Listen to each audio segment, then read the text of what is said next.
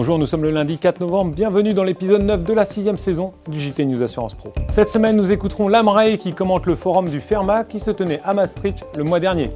Nous reviendrons ensuite sur les actualités de ces 2 dernières semaines avec notamment l'assurance vie, le PLFSS et les résultats d'AXA. L'Association pour le management des risques et des assurances des entreprises, l'AMRAE, est l'une des plus importantes associations de risk managers en Europe. Membre du Ferma, la fédération européenne, l'AMRAE représente l'un des premiers cotisants, mais l'organisation du Ferma ne donne pas plus de place aux grosses associations qu'aux autres. Comment l'AMRAE considère-t-elle le Ferma?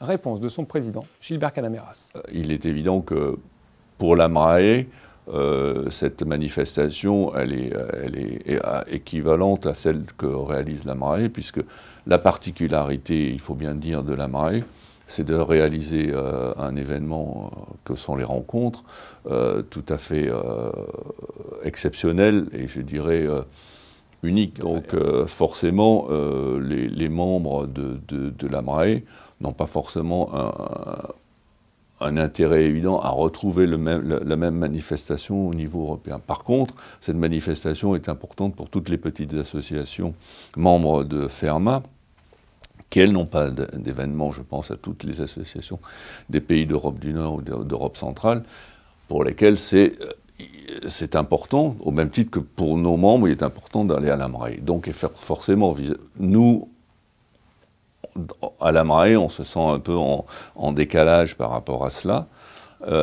sans pour autant occulter l'importance de cette manifestation vis-à-vis des associations des autres pays d'Europe.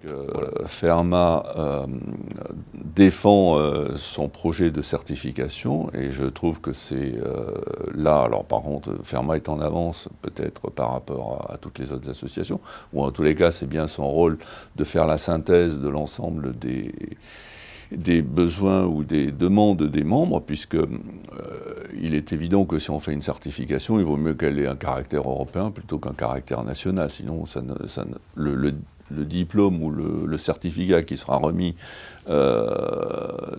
n'aura pas la même valeur s'il reste au niveau national ou à un niveau un peu plus international, en tout cas européen.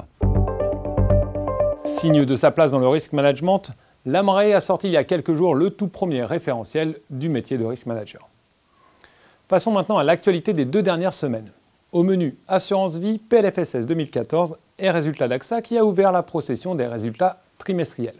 Un retour en images préparé par Thibaut Badjou. Les débats sur le budget réservent toujours des surprises. Après les clauses de désignation, un amendement du gouvernement met en place une recommandation par les partenaires sociaux d'un organisme assureur au niveau des branches, accompagné d'une pénalisation fiscale pour les entreprises qui ne le suivent pas. Les députés ont aussi voté le volet controversé sur la fiscalité de l'épargne. Alors que le gouvernement a fait volte-face pour les PEA, PEL et épargne salariale, rien n'est changé pour l'assurance vie multisupport. Les gains acquis des contrats d'assurance vie en unité de compte seront soumis à des prélèvements sociaux de 15,5%, quelle que soit leur année d'acquisition. La suite se déroulera au Sénat. AXA réalise sur les 9 premiers mois de l'année une croissance de chiffre d'affaires de 2% à près de 70 milliards d'euros. En France, le chiffre d'affaires augmente de 4% à 10 milliards d'euros. En termes de collecte, les contrats d'assurance vie, santé et prévoyance marquent une progression grâce à un effort sur les unités de compte et sur la santé et prévoyance. En revanche, les fonds euros sont en décollecte de 900 millions d'euros. Bonne nouvelle pour l'assurance vie. Après un mois d'août stable, le placement a retrouvé des couleurs avec une collecte positive de 1,3 milliard d'euros pour le mois de septembre. Ce bon chiffre est à comparer à la forte décollecte des livrets A et LDD qui ont eux perdu 2 milliards d'euros sur la même période.